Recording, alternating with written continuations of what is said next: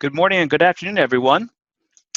Appreciate you joining us here today for a follow-up from the 6 key metrics for managing sales as efficiently as production, as was presented at the International Builders Show this year. Again, my name is Rick Storley, and I will be your host here today. For this follow-up, we're going to go through and we're going to break out data by builder type and go through what your measurables potentially could be if you're running the EOS system, or perhaps just want to get a better idea of how your peers compare to what you do, and really to get a pulse on your business. So let's a little background as we move forward here, and we'll get into the data. What we're going to look at today is that if your company has hit a ceiling and you are not able to grow, there's typically about 6 issues that we find why a company can't grow. Number one is you're relying on the health of your overall market. And what this means is that if the market is up, you are up. And if the market is down, you are down. So it's that roller coaster ride. And what we want to do is we want to get you off of that roller coaster ride, obviously, and get you to a sustainable sales process. Number 2, you have bad or no land opportunities. Perhaps you made some bad decisions in the past, or your opportunities are limited just because of high demand.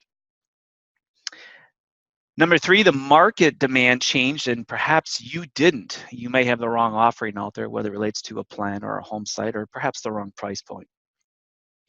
Maybe you're going after high-end custom homes, entry-level homes, remodeling, and everything else in between. In other words, you're trying to be all things to all people instead of specialists and too diversified. Perhaps it's a lack of vision from leadership, or you've got some employees that are a real cancer on the organization. Or what we're going to talk about today, again, is we have poor processes and measurables. There's a lack of data to tell you where you're at, where you're going, and if you're heading in the right direction. So let's take a look at why data is important. This is a book, Traction by Gino Wickman. If you are running a traction type organization or the EOS, an entrepreneurial operating system, you are familiar with the importance of data, and that's what we're talking about here today. In the book, Gino talks about 8 values or 8 reasons why data is important. 7 of them really apply to what we're going to talk about in this program. So data really changes when somebody says, hey, we need sales versus we need 2 sales to hit budgets, but any sort of subjective communication that happens to be going on in your company. Data helps us create accountability. Expectations are clear, and nothing is more clear than a number. Data creates clarity and commitment. In other words, we have clear expectations, and those get commitments. Data creates competition, a natural competition between salespeople, especially between salespeople. That creates a little bit of pressure, and that can be a very good thing. Data produces results, and so when we watch a number, it gets our focus, and subsequent improvement or the issue gets identified. And then finally, your team will work together to solve problems and support one another by creating teamwork. Everybody understands their numbers, everybody has a number, and everybody is accountable for that number. So what gets measured gets done. Finally, data helps solve problems faster. Issues are identified by numbers, and those numbers allow you to solve the problem right away. So it's a difference between being proactive and solving an issue versus being reactive and looking at sales budget not being met, or perhaps even on a P&L, as what's referenced in the Traction book. So the EOS model, if you're familiar with this, this is nothing new to you, but if you're not, it breaks your company into 6 different pieces of the pie here. So people, vision, data, process, traction, and issues. So a number of you at the International Builders Show were using EOS. It was a popular topic. We are big proponents of EOS here. The system was developed by Gino Wickman around 2004. And as you see, your company is broken into the 6 slices of the pie. And then it can be managed and strengthened to build a great business. So today we're going to really look at a couple of focus areas, process just a little bit as we get into sales process, but a lot data. And when we get to the data, we're going to look at your scorecard and your measurables. So let's take a look at what those measurables are. Number one, we want to track your website traffic. Number two, we're going to look at your lead conversions off your websites. 3 is your sales funnel. 4 is your prospect conversions. 5, your buyer conversions. And then 6, what we're going to call our potential sales volume and milestones. Now, we're not going to talk about website traffic here today so much as we did at the IBS show. We'll talk about some averages here as it breaks down by builder type, but we're going to spend more time in number 2 through 6 because that's going to relate to your measurables as far as the process that you're using to convert a lead into a prospect and ultimately a buyer. All right, so we'll start with measurable number 1. This is a marketing measurable. There will be 2 marketing measurables, and there will be 4 sales measurables. So the first thing we're going to look at, again, is new users from your target market state. And this is on a monthly measurable basis. New users, again, being website users. They have not been to your website before. You can see the differences now broken down here between semi-custom and production, custom, and then design, build, remodeler. And so what this means is, a new user standpoint, if you're a semi-custom or a production builder, on average, we see a little over 2,000 new users from the state or states that that particular builder is targeting each and every month. Next is custom, which is a little bit less than half, and then finally design, build, remodeler, which again is about 10% less than what a custom application is. The bounce rate, which we discussed at the IBS, but just to bring you up to speed, again, that's if somebody enters and exits on the same page. Normally not a good thing, but it doesn't have to be, normally not a good thing, but it doesn't have to be a bad thing either. Bounce rate usually is around 40 to 45%. And then pages per session, you can see here that a design, build, remodeler has the fewest, and with that semi-custom or production builder having the most. Finally, session duration. Dramatic difference there. 142 for the design, build, remodeler, all the way up to about 342 for that semi-custom or production. Now, a little bit of commentary on this. Why is that? All things being equal, we're going to go down to pages per session because that's where it starts to change. What increases pages per session is floor plans. So design, build, remodeler, obviously you don't have floor plans. Custom builder, you don't have it, but certainly you do for a semi-custom or production builder. Available homes also, and locations. Those get the most hits as far as website users. So what's your takeaway from this? Well, if you're a custom builder, put floor plans on your website regardless. If you don't build spec homes or model homes, what you want to do is you want to put the to be built examples of packages you can build, even if you don't have a home site picked out for them. Put those on your website. Design, build, remodeler, you don't build homes, but what you can show is you can show service offerings, and you can show before and after photos, as well as customer stories. So very, very, very, very important. Session duration, one word to increase session duration, and that's video. You want to get as much video onto your website as possible. Video is going to come in one of 3 formats. Number 1 is going to be like a virtual tour or a Matterport type tour type video. Number 2 would be a talking head video. So that could be you as the builder owner. It could be a customer. Could also be perhaps what we call an explainer video, but a chalkboard type video that might explain a process or even how to use your particular website. Let's move on to measurable number 2. We're going to move on to new leads. So as we can see here, the leads vary dramatically based on the builder type. So if you're a design, build, remodeler, you'll see that offline versus online leads was roughly an 80-20 split. So for every 3 online leads, this is per month, you're getting about 11 online leads, 3 offline to 11 online. Same thing for custom builders. It comes up to more of probably a 1/3, 2/3 split when you get into semi-custom and production. Obviously, the reason why for something like this is most of the time custom builders do not have a model presence, or perhaps they don't have a large model presence. They don't build a lot of spec homes. So therefore, there's a lot of leads that come from the inventory, whether it be a model or a spec home from a semi-custom or production builder. Conversion percentages are right below that, the new users to leads conversion percentage. And what that means is that if on the website, how many new users does it take in order to create a lead? As you can see, it's pretty consistent between 2.25 to about 2.73%. So that what that means is for every 100 new users that are on your website, you're going to pick up somewhere between 2 to 3 leads. And then how many visitors to leads does it take? Again, because we have all sorts of different website traffic, here, semi-custom or production builder takes about 37 visitors to get a lead. Custom is a little bit higher at about 43, and then design build remodeler about 40. What are the best online lead capture tools? What we find as far as the best tools are going to be a price request. Someone requests pricing on one of your floor plans, or perhaps just on a style of home you build if you're a custom builder. But floor plan price requests by far the best. Then a design library. In other words, you should have an enhanced design library that is password protected. A planning guide.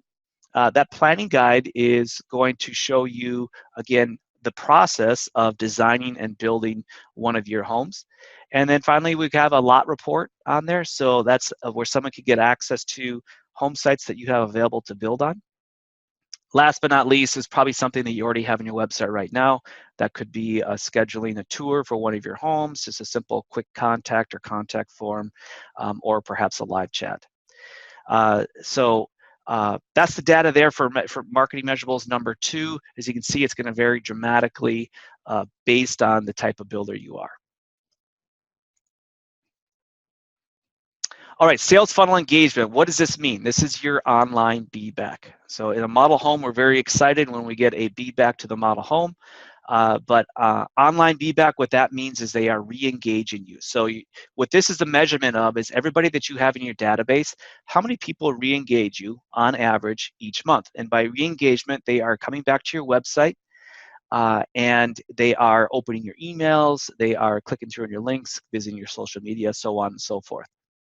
So what we see here is dramatically different, and of course this is just based on size of a database, but also I would impress upon you is that it's how hard you work it. You can automate some of this, but really what it comes down to is your events you're doing, we have something called Follow My Home, a blog broadcast emails, or a group email that's going out. So from a design build remodeler, on average about 45 people are re-engaging you online as a be-back each and every month, all the way up to semi-custom, almost 500 per month. Now below that you see something called hot opportunities. Hot opportunities is simply what percentage of those people that are coming back to you, whatever, are doing multiple things. In other words, they're digging deep into your website, they're looking at your floor plans, they're looking at your locations, they're checking out your available homes, they're going very deep. So as you can see here, it's anywhere from 24 to 40%. And again, the reason the design build remodeler is lower is just because the web presence is not as long, or as there's just not as many people on there. It's a quicker it's a quicker visit for a design build remodeler potential customer. Semi-custom and production, your folks will spend a lot more time digging into your website, specifically looking at floor plans, amongst other things. Moving on, it's measurable number 4. So this is your another sales measurable, and we're going to talk about prospect conversions here. So leads to prospect, online prospect conversion, and offline prospect conversion. I've got some asterisks here on this one because there's some notes to go with this. We're going to go through that on the next page. So here we're just going to look at the data. So the first one is prospect conversions. In other words, how many one-way opportunities are you converting to a two-way conversation every month?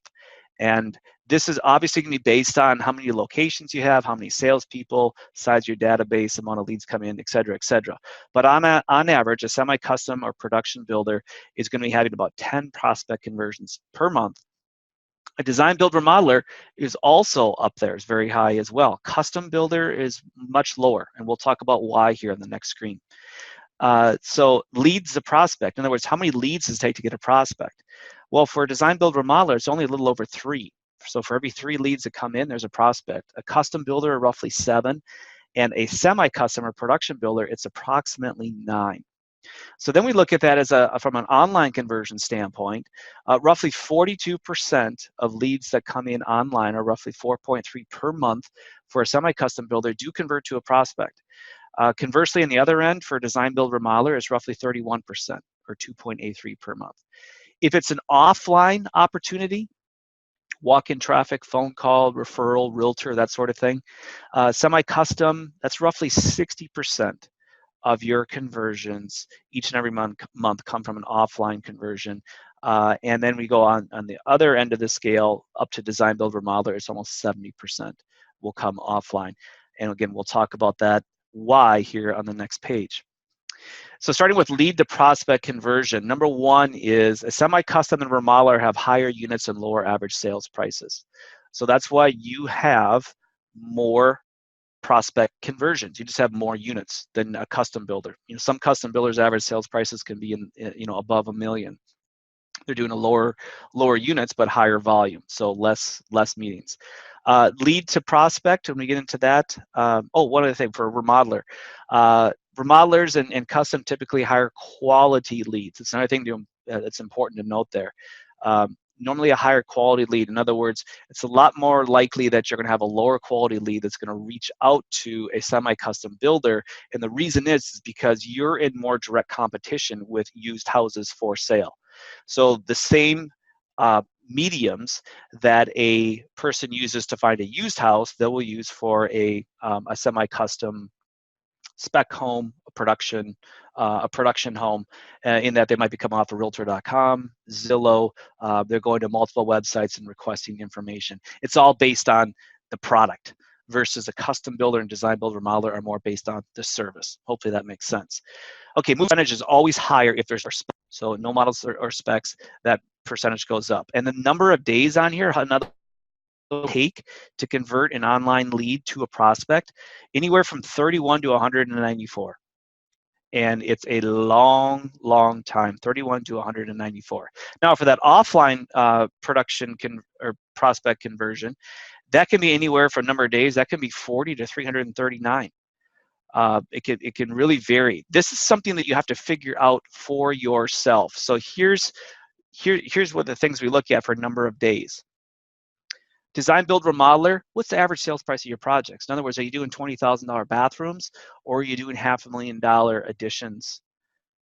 Going to very much determine how fast you convert that. Semi-custom and production builders, the days are going to vary based on the percentage of spec homes that you sell. Obviously, a spec home is going to convert a heck of a lot faster than if you're building them. Also based on your price point. Custom builders, you're on the other end of the spectrum. You're pushing that 194 to 339 because it's such a process, that whole design build process. So really it depends. The key thing is to be able to track these conversions to know where you should be and then be able to measure that on a weekly basis. For offline prospect conversion, what we find is oftentimes is remodelers, typically 50% of their conversions are coming from referrals. And realtors, again, for the semi-custom production builders, 25 to 35%. Tough for a custom builder that does not do models or specs to get above 25% for realtors is something to note. Let's move on to measurable number 5. Now we're looking at buyer conversions. So we're going to look at prospect to buyer, online buyer conversions versus offline buyer conversions, and how many days that takes. So first of all, starting out with the prospect to buyer, how many prospects does it take to get a buyer if you are a semi-custom or production builder? Roughly 4. Custom builders, it's only 2.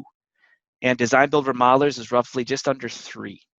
So custom builders and design build remodelers are very, very efficient in their sales process. Now, there again depends on your average sales price as well. Custom builders, the higher your average sales price, probably the less prospects you have, just because it takes such an enormous time to convert them. So you should be converting for every 2 face-to-face meetings that you have with somebody where you get into your process. One of those should get into design, and ultimately 90% of those that are in design should convert to a buyer or a contract. How many of those are coming online? Well, it's roughly 33 to 40% start online that convert into a buyer. And then for offline, you're seeing here is that we have a pretty good conversion percentage, anywhere from 61 to 67%, but pretty consistent across the board there, even with the different builder types. Finally, average number of days, I put a big it varies for a custom builder, and under that, I want you to note that every custom builder we work with says the same thing: design always takes too long. That is the quicksand for losing a sale, is that people get bogged down in design, they over-design stuff, this project scope goes up and up and up, people blow their budget, and then if you're going to lose somebody, that's typically where it happens. So that custom, again, is going to vary based on the complexity of the homes. Most custom builders today are designing and building pretty complex homes. All right, scorecard measurable number 6. We're going to do a quick review from the International Builders Show. What is this? So we call these sales milestones, and the idea of building out your sales process is to understand and answer the question, what is the value of my database? In other words, right now, if you took a snapshot of your database, what could you project that you have for future sales volume? And obviously going forward, we want to use that as a measurable. So the first thing we have to do is we have to define what are the major steps in our sales process. What you see on the screen here is an example of a custom builder sales process. There are 6 steps. Now over here in the red, what we've done is we put together a probability, and that probability is based on selling. So in other words, if I finished number 1 here, which is qualifying with a phone or face-to-face conversation, determine if that leads a viable prospect. If I complete that, what I'm saying is that there's a 5% chance that I'm going to get this person as a sale. And we'll show you how we tie that in. Now, the next thing I look at here is the customer type. In other words, I have to make a determination when I move that customer from a lead to a prospect. So for this particular example, A and a B customer is considered a prospect. It's a two-way conversation. A C is considered a lead, so it's more of an opportunity. So I qualify that opportunity, I get into a two-way conversation, I complete that, they become a prospect. So that's what we start with when we're creating our sales milestones in order to get our measurable here, which is going to be our projected sales volume, answering the question, what's the value of our database? Okay, next thing we do is we look at what are the tasks that we need to do to complete each step in our sales process. This is the first step in replicating and duplicating your sales process at will. So if you are selling yourself, it's your own checklist. If you have a sales team, it's making sure that the sales team treats each and every lead and prospect the same. So in this case, as you can see, under the second milestone, which is the sales meeting or the initial consultation, there are 6 tasks identified here. So the salesperson will check off those tasks as completed, or if they don't need to do them, they will ignore them. Then we move into putting together a budget for each and every prospect. So the budget, as we talked about, was based on, we go back here, is the probability. You are going to set these probability codes based on your history for your company. So this is an example here. You add up these percentages, it's 100%. This particular example shows that there is a 40% chance that this particular prospect will convert to a buyer after they complete the first 4 steps of the sales process. So they're putting a whole lot of emphasis on these last 2 parts of the sales process, which in this case it's a custom builder. So this is where they get into design and then obviously the construction agreement. So per the example here that we're showing, we take each and every prospect, we have their total budget, and then we looked at their earned potential. So what does that mean? That's how far I am with each part of my sales process. So as you're seeing here, we're just looking at A and B prospects, and there's about a 44% of the completion of the sales process here. So I have a potential of about 6.356 million with a total budget of $14.4 million. And this just shows me where they're at in each part of your sales process. This shows me the last milestone that was completed and when it was completed. And this is what it would look like as a measurable. So that's the process I use in order to get to this measurable. So my measurable is potential sales volume and Milestone Management. Now, if you're running EOS and you're looking at your data for your L10 meetings, I recommend that you just take a look at the Milestone Management, but we want to, at least on a monthly basis, be taking a look at the lead follow-up, the completed milestone task, and completed milestones. In fact, lead follow-up, if you're doing accountability meetings or your planned encounters, that should be done on a weekly basis. So this is what we know. When it comes to potential sales volume, that at any given time, you should have roughly 60% of your annual sales in your database right now. Again, so if my goal this year is to sell $10 million, that I should have roughly $6 million in potential in my database. Anything less than that, red flag, that's an issue. Anything more than that, okay, that's a good thing, because it looks like now I'm going to exceed what my sales budget, my goals were for the year. New lead follow-up. What we see is should be 95% within 24 hours. Why not 100%? Because some of your leads are garbage, spam, or it might be trades that are looking for work. Next, we look at completed milestone tasks. So what we see here is that when you create a sales milestone, there's a task underneath it. Just again, show you what that looks like. It's right here. These are your milestone tasks. So in this case, this particular milestone has 6 tasks. So as a rule of thumb, each sales milestone should have 3 to 6 tasks. So depending how many sales milestones you have will determine how many tasks you have. And then you can figure it out based on one salesperson, how many sales milestones you should be completing each week, each month, and the same thing with completed milestones. What's a completed milestone? A completed milestone is it's 4 to 6 steps in your sales process. And again, that was right back here. What the 4 to 6 things that I need to do externally. In other words, I'm going to broadcast these externally to my prospect as here's step 1, here's step 2, step 3, step 4, step 5, step 6. This is where we're at right now. It's the greatest close out there. It's called the next step close. Just follow the process. So we're going to track those 4 to 6 steps. And I'd say externally, because it is something you should be advertising. Internally, the task is the additional steps that you need to do. That's not something that's broadcast. Hopefully this makes sense. This is by far the most important measurable that you should be looking at a monthly basis. What's the value of my database? Everything underneath it, just make sure that you are pushing your leads forward in the time frame they should be. You're converting and at the rate you should be. Prospects, same thing, that you're converting your prospects and at the same rate that you should be. That's what those measurables are important for. Helps you identify issues, label them, and then deal with them. So why is data important? Well, what we want to look at is how we want to create a sustainable sales process. We do not want to be at the whims of our local real estate market.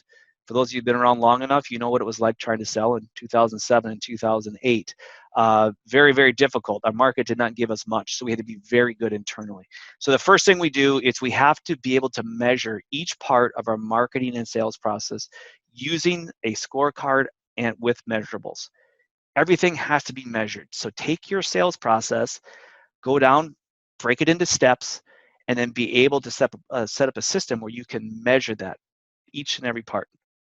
Number 2, your offerings have maximum value perception, creating sales velocity. That goes back to your culture, your marketing, everything else you're doing on top of your sales process.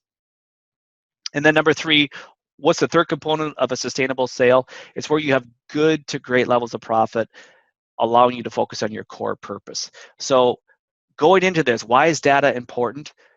Once we have our core values down, we have our core purpose, data gives us the machine, the methods, the measurables, where we can see, are we living by our core values, and are we getting closer, and are we running according to our core purpose? So this is an offer that I want to make to each and every one of you that are watching this, and thank you so much for your time.